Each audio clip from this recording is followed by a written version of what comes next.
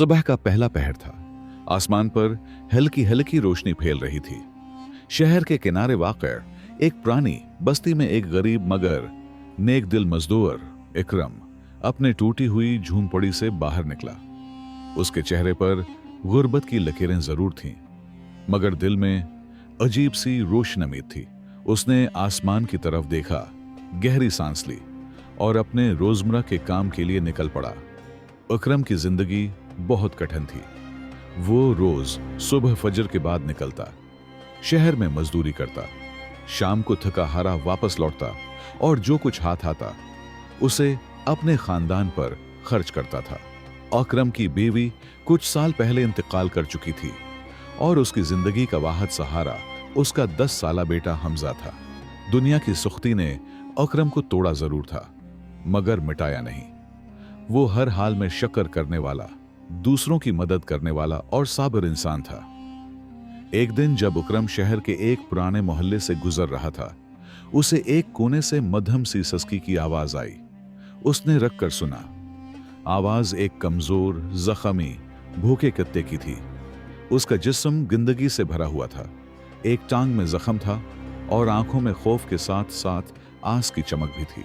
इकरम ने चारों तरफ देखा, कोई मौजूद न था। वो उसके करीब गया। कुत्ता थोड़ा पीछे हटा, मगर इकरम ने आहिस्ता से कहा, डर मत, मैं तुम्हें कुछ नहीं कहूंगा। उसने अपनी जेब से अपना खुश्क रोटी का टुकड़ा निकाला जो वो खुद नाश्ता के लिए लेकर आया था और कुत्ते के सामने रख दिया। कुत्ता पहले हचकचाया, फिर आहिस्ता आहिस्ता आगे बढ़ा और खाना खाने लगा। उसके चेहरे पर वाज़ेह था कि वो कई दिनों से भूखा था। इकरम ने उसे प्यार से हाथ लगाया। कुत्ता कांप रहा था, मगर खामोशी से इस लम्स को कबूल कर रहा था। ये पहली मुलाकात थी, मगर किस्मत ने उसी लम्हे एक रिश्ता लिख दिया था, इंसानियत और वफादारी का रिश्ता। अगले दिन इकरम उसी रास्ते से गुजरा तो कुत्ता वहीं बैठा उसका इंतजार कर रहा था। इकरम ने मुस्कुराकर कहा, तब मेरा इंतजार कर रहे थे। कुत्ते ने दम हिलाई। इकरम के लिए ये एक अजीब मगर दिल को छू लेने वाला लम्हा था। उसने दोबारा अपनी रोटी का आधा हिस्सा उसे दे दिया। देखते ही देखते दोनों के दरमियान एक खामोश मोहब्बत पैदा हो गई। इकरम उसे शेरू कहने लगा। शेरू इकरम के पीछे पीछे चलने लगा, मगर इकरम उसे अपने घर नहीं ले जा सकता था। उसके पास ना पैसे थे, न जगह, न सहूलत, मगर फिर भी वो शेरू की जितनी मदद कर सकता था करता रहा। इकरम के पास कुछ नहीं था, लेकिन जो कुछ था वो बांट देता था। और शेरू के पास कोई नहीं था, मगर जिससे मोहब्बत हुई उसे जिंदगी भर के लिए अपना समझ लिया। इकरम की मजदूरी मुसलसल कम होती जा रही थी। शहर के लोग कम अजरत देते, ज्यादा काम लेते, उसकी हदियां टूटती रहते, मगर वो हार नहीं मानता। हर शाम जब वो थका हारा वापस आता, शेरू उसे रास्ते पर मिलता और खुशी से दम हिलाता, जैसे कह रहा हो, इकरम, मैं तुम्हारे साथ हूं। इकरम की थकन आधी रह जाती। बस्ती के बच्चे शेरू को कभी कभी छेड़ते, मगर वो कभी किसी को नुकसान न पहुंचाता। वो बस इकरम और हमजा की हिफाजत करता रहता। रात को जब इकरम सोता, शेरू उसकी झोंपड़ी के दरवाजे पर लेट जाता, चौकीदारी करता और जरा सी आहट पर जाग जाता। इकरम के पास शायद खुदा के सिवा कोई सहारा न था, मगर शेरू उसके लिए जमीन पर भेजी गई एक रहमत था। एक दिन इकरम सख्त बीमार हो गया, तेज बुखार, खांसी, बदन में दर्द, मगर काम न करे तो खाएगा क्या। वो फिर भी मजदूरी पर गया, मगर रास्ते में चक्कर आकर गिर पड़ा। लोग आगे निकल गए, किसी ने परवाह न की, मगर शेरू दौड़ता हुआ आया, इकरम के कपड़ों को मुन्ना से खींचने लगा, जैसे उसे उठाने की कोशिश कर रहा हो। फिर उसने भुनक कर लोगों की तौजह हासिल की। कुछ राहगीर रख गए, उन्होंने इकरम को पानी पिलाया, उसे सड़क के किनारे बैठाया। अगर शेरू ना होता तो शायद कोई भी रखकर उसे न देखता। इसी दिन रात को इकरम ने शेरू के सर पर हाथ रखकर कहा, तुम मेरे लिए अल्लाह की नामत हो, तुम मेरे अपने हो। शेरू ने आंखें बंद कर लें, जैसे वो अपनी पूरी वफादारी एक नए वादे के साथ सौंप रहा हो। एक रात कुछ चोर उस बस्ती में घुस आए। वो इकरम की झोंपड़ी की तरफ बढ़े, क्योंकि वहां ज्यादा लोग नहीं बसते थे। चोरों ने आहिस्ता से दरवाजा खोला, मगर शेरू 2023 पहले से जाग रहा था। उसके अंदर से एक ऐसी गंभीर, खौफनाक और ताकतवर भौंक उठा कि चोर एक कदम पीछे हट गए। उन्होंने डंडा उठाया, शेरू को मारने की कोशिश की, मगर शेरू ने अपनी जान की परवाह किए बगैर उन पर हमला कर दिया। उस शोर से इकरम भी जाग गया। बस्ती वाले दौड़े आए, चोर भाग गए, मगर शेरू जख्मी हो गया था। इकरम ने उसे अपनी गोद में ले लिया। उसकी आंखें नम थीं, मगर शेरू की आंखों में फख्र था। वो अपने मालिक को बचा चुका था। इकरम ने फैसला किया कि वो अब शेरू को अपने साथ घर ही रखेगा, चाहे उसे कम खाना पड़े। हमजा भी उससे बहुत मोहब्बत करने लगा। वो रोज उसे पानी पिलाता, जख्म पर मरहम लगाता और उसके साथ खेलता। शेरू सेहतमंद होने लगा और इकरम की जिंदगी में एक नई खुशी ने जगह बना ली। आगे चलकर शेरू वो काम करता है जो शायद इंसान भी न कर सके। वो अकरम की नस्लों तक का मुहाफिज बन जाता है। वो अपनी जान देकर एक ऐसी कुर्बानी पेश करता है जिससे पूरी बस्ती मुतासिर होती है। इकरम और उसके बेटे हमजा की जिंदगी में एक बहुत बड़ा हादसा आता है और शेरू इस हादसे का रख बदल देता है। रात के बोझल अंधेरे में जब बस्ती की झोंपड़ियों के दरमियान खामोशी फैल चुकी थी और हर समत सर्द हुआ की गूंज थी, इकरम अपनी मामूली सी चारपाई पर बैठा था। सामने छोटा सा लालटीन जल रहा था जिसकी जर्द रोशनी झोंपड़ी की दीवारों पर टमटमा रही थी। हमजा सो चुका था, मगर शेरू अपनी जगह दरवाजे के पास लंबा लेटा हुआ था, जैसे आज भी वो पूरी बस्ती की जिम्मेदारी अपने कंधों पर लिए बैठा हो। इकरम ने इसके सिर पर हाथ फेरा। शेरू ने आंखें खोलें, दम हिलाई, मगर अपनी जगह से न हटा, जैसे कहना चाह रहा हो, मैं जाग रहा हूं, तुम सब महफूज हो। इकरम ने आह भरी। उसके जहन में पिछले दिन का मंजर बार बार घूम रहा था, जब चोरों ने हमला किया था और शेरू ने अपनी जान की परवाह न करते हुए उन्हें भगाया था। अगर शेरू ना होता तो शायद आज वो जिंदा ना होता और हमजा वो तो बिल्कुल तन्हा हो जाता। चंद दिन गुजर गए। शेरू के जख्म भर तो रहे थे, मगर वो पहले जैसा तंदुरुस्त नहीं हो पा रहा था। इकरम उसकी देखभाल में कोई कमी न छोड़ता।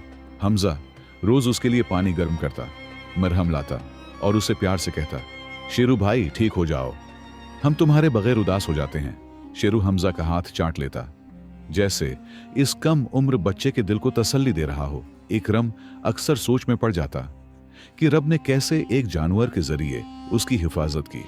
इसके दिल में शेरू की मोहब्बत और बढ़ गई।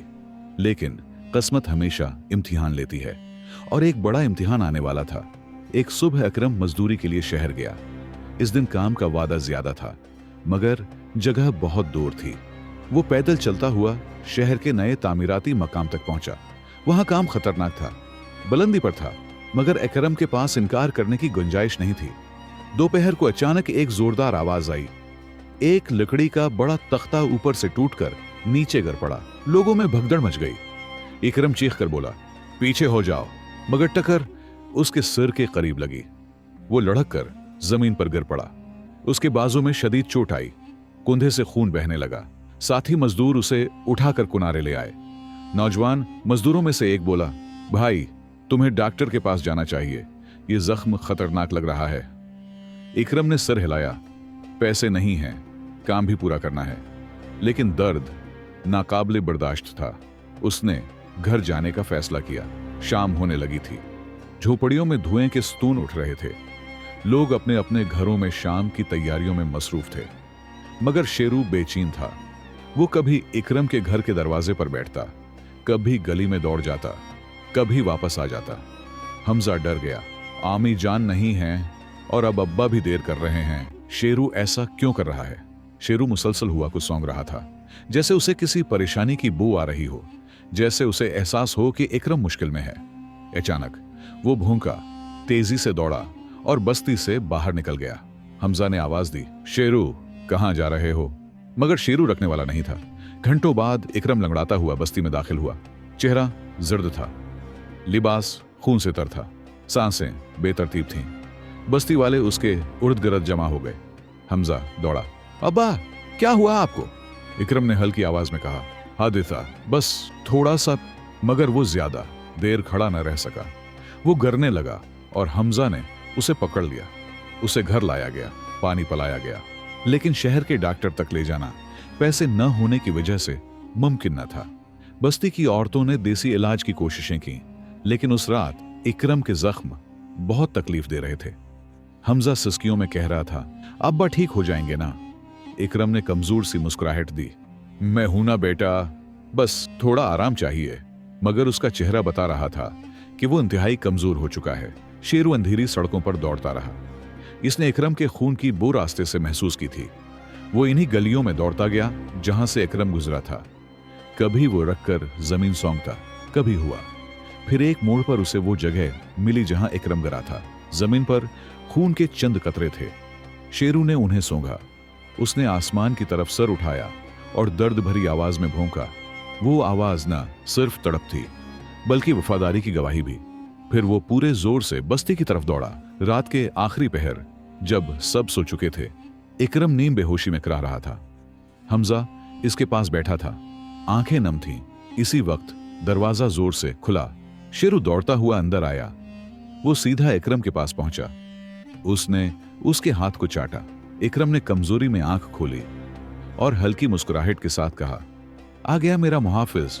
शेरू ने उसके कदमों के पास सर रख दिया, जैसे कह रहा हो, जब तक मैं हूं तुम्हें कुछ नहीं होने दूंगा। कहानी यहां बहुत अहम मोड़ लेने वाली है। रात का आखिरी पहर थी। झोंपड़ी के अंदर टिमटिमाती हुई लालटीन की रोशनी मध्यम हो रही थी। इकरम बेहद कमजोर पड़ चुका था। उसकी सांसें भारी थीं, आंखों में थिकन और चेहरे पर दर्द की लकीरें थीं। हमजा उसके पास बैठा था, मगर उसके नन्हे दिल में खौफ कांटों की तरह चब रहा था।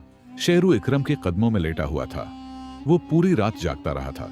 जब भी इकरम कराहता, शेरू सर उठाता, इसके हाथ को चाटता, फिर आहिस्ता से घन घन करने लगता, ऐसे जैसे उसे सहारा दे रहा हो, जैसे उसका दर्द अपने अंदर खींच रहा हो।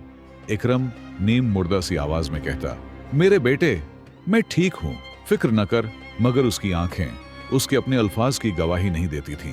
पिछले हमले के बाद चोर नाराज और बदले की आग में जल रहे थे।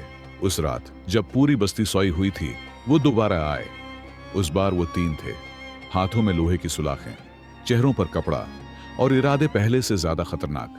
चोरों में से एक ने सरगोशी में कहा, आज हम इस बस्ती को दिखाएंगे कि एक कुत्ता हमें नहीं रोक सकता।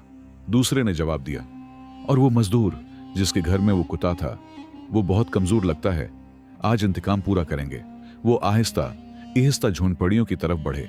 शेरू को खतरे की बो महसूस होती है। इकरम तो दर्द की शिद्दत से सो गया था, मगर शेरू जाग रहा था। इसने अचानक अपना सिर उठाया। उसके कान खड़े हो गए, आंखों में चमक आ गई। उसने दरवाजे के बाहर साए हरकत करते हुए महसूस किए। वो होले से धाड़ा, फिर दरवाजे के सामने आकर बैठ गया। हमजा डर गया। शेरू, क्या हुआ? शेरू ने जवाब में सिर्फ गंभीर भौंक दिया। हमजा को एहसास हो गया कि कुछ ठीक नहीं है। उसने फौरन इकरम के पास आकर बैठकर उसे हिलाया। अब्बा, उठें, कोई बाहर है। इकरम ने कमजोर सी आवाज में आंखें खोले, मगर उठ न सका। दरवाजा जोर से धड़का, फिर दूसरा धचका, फिर तीसरा, और इस बार दरवाजा टूटकर अंदर आ गिरा। चोर अंदर दाखिल हुए। इकरम को कमजोर देखकर एक चोर हंसा। अच्छा, अभी जिंदा हो? हमजा चला उठा। रख जाओ, हमारे पास कुछ नहीं है, हमें नुकसान न पहुंचाओ। मगर चोरों को रहम नहीं था। वो इकरम की तरफ बढ़े और तब शेरू बिजली की तरह उन पर झपटा। उसने एक चोर के हाथ को जोर से काटा। सुलाख जमीन पर गिर गई। चोर दर्द से चलाया। दूसरे चोर ने लोहे की छुरी से शेरू पर वार किया, मगर शेरू हट न रहा। वो इनसे उस तरह लड़ रहा था जैसे इकरम की जान उस पर भरोसा किए बैठी हो। चोर पीछे हटने लगे। जैसे ही एक चोर इकरम की तरफ बढ़ा, शेरू पूरी कुव्वत से उस पर कूदा। वो उसे गिरा तो देता है, मगर दूसरा चोर पीछे से एक तेज धार छुरी लेकर आता है और पूरी ताकत से शेरू के पहलू में घोंप देता है। शेरू एक दिल दहला देने वाली चीख मारता है। हमजा की चीख निकल जाती है ना, लेकिन शेरू गिरकर भी दोबारा उठने की कोशिश करता है। वो खुद को चोरों के सामने फेंकता रहता है, उनको इकरम और हमजा तक पहुंचने नहीं देता। वो बार बार जख्मी होता है, हर बार लड़खड़ाता है, मगर फिर उठता है, जैसे कह रहा हो, जब तक मैं हूं कोई उनको हाथ नहीं लगा सकता। चोर शेरू के दीवाना वार दिफा से घबरा कर भाग जाते हैं। बस्ती के लोग शोर सुनकर निकल आए। चोर अंधेरे में गायब हो गए। जब सब गया, जब खतरा टल गया, तो शेरू इकरम के कदमों के पास आकर गिर पड़ा। उसकी सांसें तेज थीं, खून बह रहा था। इकरम ने कांपते हाथों से उसका सिर उठाया। मेरे शेरू, उठो बेटा, उठो। शेरू ने इकरम के चेहरे की तरफ देखा। उसकी आंखों में रोशनी कम हो रही थी। उसने बड़ी मुश्किल से अपना सिर इकरम के हाथ पर रखा। इकरम की आंखों से आंसू टूटकर गिरने लगे। नहीं, तुम नहीं जा सकते। तुमने मुझे जिंदगी दी थी, तो ऐसे नहीं छोड़ सकते। हमजा रोता हुआ शेरू को हिला रहा था। शेरू भाई, उठो, प्लीज उठो। शेरू ने बहुत आहिस्ता से अपनी दम जनबश दी, जैसे आखिरी बार कहना चाह रहा हो, मैंने अपना फर्ज पूरा कर दिया। फिर उसकी सांस रख गई। इकरम ने चीख मारी, एक ऐसी दर्द भरी चीख जो पूरी बस्ती ने कभी ना सुनी थी। शेरू की वफादारी की गूंज पूरा मोहल्ला उठा हो गया। हर आंख नम थी। लोगों ने इकरम के कंधे पर हाथ रखा। चौधरी साहब ने कहा, इकरम, तुम्हारा कितना नहीं मरा। एक मुहाफिज, एक दोस्त, एक हीरो गया है। इकरम ने शेरू को सीने से लगा लिया। इस दिन उसने बहुत देर तक आसमान की तरफ देखकर कहा, ए रब, तुमने मुझे इंसानों में कोई नहीं दिया, मगर इस जानवर को मेरी हिफाजत का फरिश्ता बना कर भेजा, और उसने अपनी जान देकर मुझे बचा लिया। अगर आपको ये कहानी पसंद आई हो तो हमारे चैनल कहानी की आवाज को सब्सक्राइब करें, वीडियो को लाइक करें और दोस्तों के साथ शेयर करें।